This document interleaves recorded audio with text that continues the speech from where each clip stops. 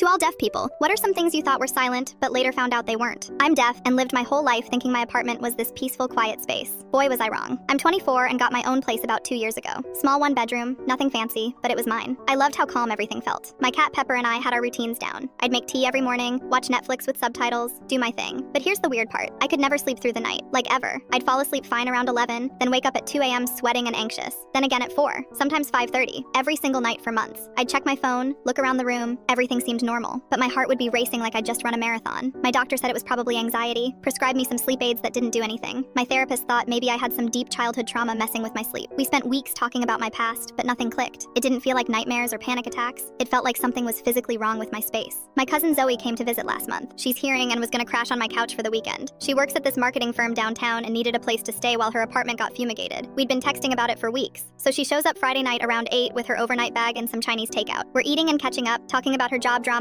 and my new position at the graphic design company. Everything's normal. Then around 10, she starts looking around my apartment weird. "Mia, how do you sleep here?" she asks, making this disgusted face. I'm confused. I sign back asking what she means. My apartment's clean. I vacuum twice a week, change my sheets every Sunday. She walks into my kitchen and points at my fridge. That thing is dying a slow, painful death. I stare at her like she's crazy. My fridge works fine, keeps my food cold, ice maker works, no weird smells. It's making this horrible grinding noise, she explains, like a garbage disposal trying to eat a fork. How have you not noticed this? I tell her I can't hear anything obviously. She nods but keeps looking confused. But it's not just noise, she says. I can feel it vibrating through the floor. It gets really loud every few hours then stops. The whole kitchen shakes. That night Zoe couldn't sleep either. She kept getting up and walking around. Around 2 a.m. she shook me awake and pointed at the fridge again. Even from my bedroom I could see it shaking slightly. She unplugged it and we went back to bed. I slept through the entire night. First time in literally 8 months. Next morning Zoe and I did some research. Turns out when fridge compressors start failing, they make these crazy high frequency sounds. Like 80 decibel screeching noises that spike every few hours when the motor tries to kick in. Even though I can't hear it, the vibrations were traveling through my cheap apartment floors and walls, messing with my sleep cycle. My body was reacting to these random vibration bursts all night long. No wonder I kept waking up feeling like something was wrong. I called my landlord that Monday. He said 3 other tenants had complained about noise from my unit over the past few months. They thought I was running a washing machine at weird hours. Turns out it was my dying fridge the whole time. Got a new fridge delivered Thursday. That night I slept from 10 p.m. to 7 a.m. straight. Didn't wake up once. Pepper seemed more relaxed too. She'd been acting jumpy lately and I thought she was just getting old. Now I sleep like a normal person again. My anxiety's gone. I actually wake up feeling rested instead of exhausted.